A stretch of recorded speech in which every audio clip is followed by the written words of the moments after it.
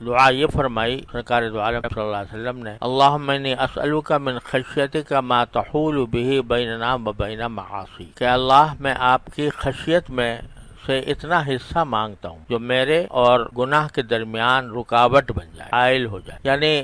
اللہ جل جلالہ کی جو عظمت شان ہے، جو اس کا کبریائی ہے، اس کا جو جلال ہے، اگر اس کا تصور کر کے حقیقی خوف انسان کرے تو وہ انسان کی تو برداشت سے باہر ہے۔ جب سرکار دو عالم صلی اللہ علیہ وسلم کی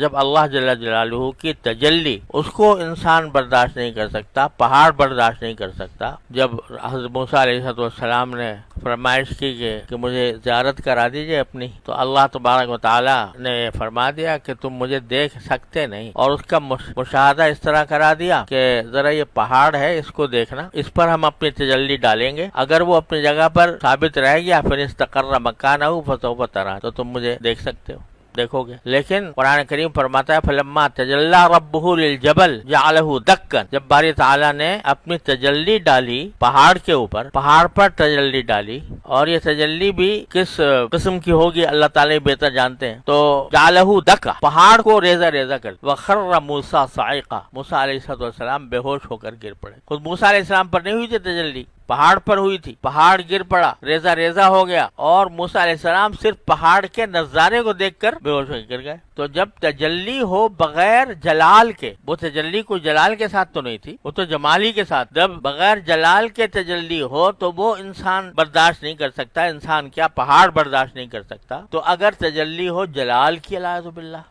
تو پھر انسان کیسے برداشت کر پائے گا؟ لہذا مطلب یہ ہوا کہ آپ کی خشیت کی جو حقیقت ہے، یعنی خوف کی جو حقیقت ہے، وہ تو ہماری برداشت سے باہر ہے، تحمل سے باہر ہے، لیکن اتنا خوف ہمیں عطا فرما دیجئے کہ جو ہمیں ہمارے اور گناہوں کے درمیان حائل ہو جایا کرے، کہ جب کسی گناہ کا موقع آئے یا گناہ کا داعیہ پیدا ہو، گناہ کرنے کو دل چاہے، تو آپ کی خوف اتنا آ جائے ہمیں کہ جو ہمیں اس گناہ سے روک دے۔ اسألک خشیتک من خشیتک ما تحول به بیننا و بین معاصی، خشیت تو اتنی عطا فرما دیجئے، اس سے زیادہ کام ہمیں تحمل نہیں، اللہ تعالیٰ اپنے رحمت سے ہم سب کو عطا فرما دے۔ اور یہ خشیت جو انسان کو معصیت سے روکتی ہے، یہ خشیت یہی مطلوب بھی ہے، یہی مانگی بھی گئی ہے، اللہ تعالیٰ سے دعا بھی اسی کی مانگی ہے، لیکن یہ حاصل کیسے ہو؟ یعنی دعا تو بے شک کرتے ہی رہنا چاہیے، اللہ تبارک و تعالیٰ ہم سب کو عطا فرمائے، اور دعا کرتے بھی رہنا چاہیے، لیکن یہ ایسی اس حد تک خشیت ہو جائے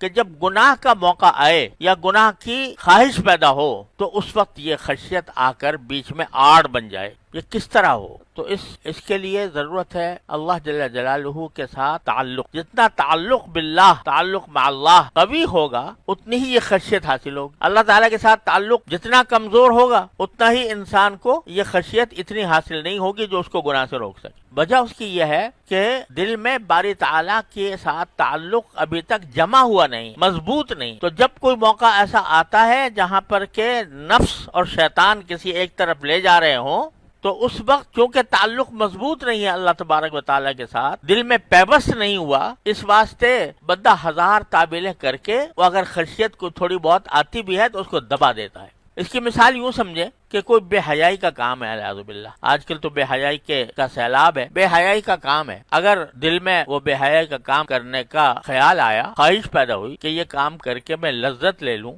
میں مزہ لے لوں، تو ایک عام آدمی بھی جب وہ کام کر رہا ہو یا اس کا داعیہ پیدا ہو رہا ہو، دل مچل رہا ہو کہ وہ کام ضرور کروں، باپ آ کے کھڑا ہو گیا سامنے، کہاں جائے گا وہ داعیہ، کہاں جائے گی وہ خواہش، یہ جو کہہ رہے جی مجبور ہو گیا، میں خواہش سے مجبور ہو گیا، نفس کے ہاتھوں مجبور ہو گیا۔ ارے بھائی، جس وقت وہ نفس کے ہاتھ مجبور ہو رہے ہو اس وقت میں تمہارا باپ آ کے کھڑا ہو جائے، تمہارا بھائی آ کے کھڑا ہو جائے، تمہاری ماں آ کے کھڑی ہو جائے، تمہارے استاد آ کے کھڑے ہو جائے، تو وہ رہے گی وہ خواہش؟ کہو گے جی میں کیا کروں، مجبور ہو گیا، استاد کے سامنے بھی کر رہا ہوں، باپ کے سامنے بھی کر رہا ہوں، بھائی کے سامنے بھی کر رہا ہوں، کیوں نہیں؟ کیوں اس وقت وہ خواہش دب جاتی ہے؟ کیوں رکاوٹ پیدا ہو جاتی ہے؟ کیوں تم ایک دم سے اس سے باز آ جاتے ہو؟ اس لیے کہ اپنی بدنامی کا خوف اور لوگوں کے دلوں میں اپنے فسق و فجور کا خیال آنے کا خوف وہ ایک دم سے روک دیتا ہے۔ حالانکہ جو بیچارہ باپ ہو، بھائی ہو، رشتہ دار ہو، وہ آیا تو زیادہ یہی ہوگا نا کہ وہ تمہیں برا سمجھے گا، تمہارے اس عمل کو برا سمجھے گا، اتنا ہی ہوگا نا۔ اور زیادہ یہ ہو سکتا ہے کہ دو چار آدمیوں سے بھی بتا دے گا بھائی میں نے اس کو اس حالت میں دیکھا تھا، بس کوئی سزا تو نہیں دے گا، کوئی کوڑے تو نہیں مارے گا، کوئی آگ سے تو نہیں جلائے گا تمہیں، لیکن وہاں تو یہ خوف ہے اور وہ روک رہا ہے، گناہ سے روک رہا ہے، لیکن یہ خیال کیوں نہیں آتا کہ ایک ذات ایسی ہے جو ہر وقت دیکھ رہی ہے، ہر وقت دیکھ رہی ہے، میری تنہائی میں بھی، میری خلوت میں بھی دیکھ رہی ہے۔ اگر فرض کرو ایک ایسے کمرے میں ہو جو چاروں طرف سے بند ہے، لیکن پتا ہے کہ یہاں کیمرہ لگا ہوا ہے اور کہیں سے اس کی نگرانی ہو رہی ہے، پھر دیکھو کیا ہوتا ہے، خواہشات پیدا ہوتی ہیں، جذبے پیدا ہوتے ہیں، دل مچلتا ہے، لیکن نہیں کرے گا۔